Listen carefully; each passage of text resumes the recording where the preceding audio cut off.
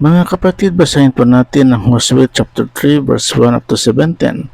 At bumangong maaga si Josue sa kinaumagahan at sila'y umalis sa Sitim at napasa Jordan, siya at ang lahat ng mga anak ni Israel. At sila'y tumigil doon bago sila tumawid. At nangyari pagkatapos ng 3 araw na ang mga pinuno ay napasa gitna ng kampamento. At sila'y nag-utos sa bayan na sinasabi, pagka inyo nakita ang kabanatipan ng Panginoon ninyong Diyos at dinadala ng mga saserdote na Levita, ay kikilos nga kayo sa inyong dako at susunod doon. Gayon may magkakapagitan sa inyo at sa kaban na may 2,000 siko ang sukat. Huwag ninyong lapitan upang alamin ang daan na inyong marapat paruunan, sapagkat hindi pa ninyo nararaanan ang daang ito ng una. At sinabi ni Josue sa bayan, magpakabanal kayo sapagkat bukas ay gagawa ng mga kababalaghan ang Panginoon sa inyo. At nagsilita si Josue sa mga saserdote na sinasabi, buhatin ninyo ang kaban ng tipan at magpauna kayo sa bayan.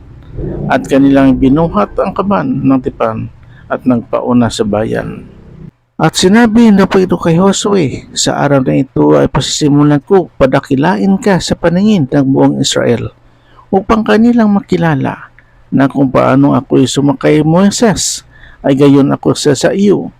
At iyong uutusan ang mga saserdote na nagdadala ng kaban ng tipan, na iyong sasabihin, pagka kayo dumating sa tabi ng tubig ng Jordan, ay tumigil kayo sa Jordan. At sinabi ni Josue sa mga anak ni Israel, magsilapit kayo at dinggin ninyo ang mga salita ng Panginoon ninyong Diyos.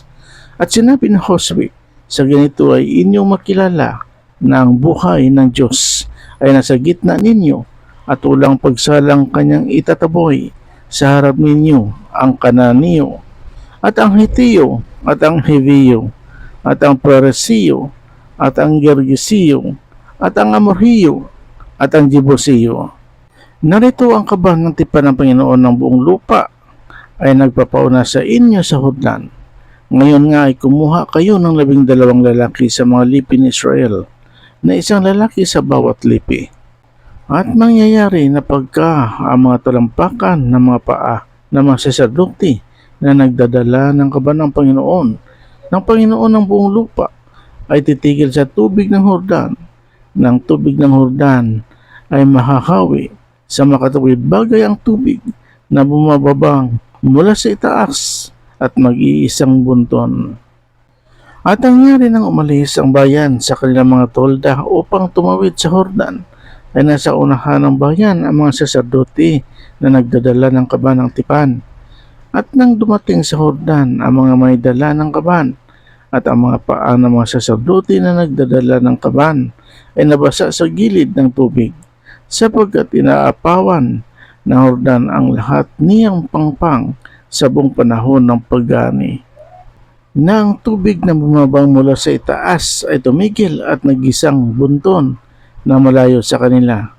Sa Adam na bayang nasa tabi ng Saritan, at yaong nagsibaba sa dagat ng Araba na dagat na alat, ay lubos na mahawi at ang bayan ay tumawid sa tapat ng Jericho.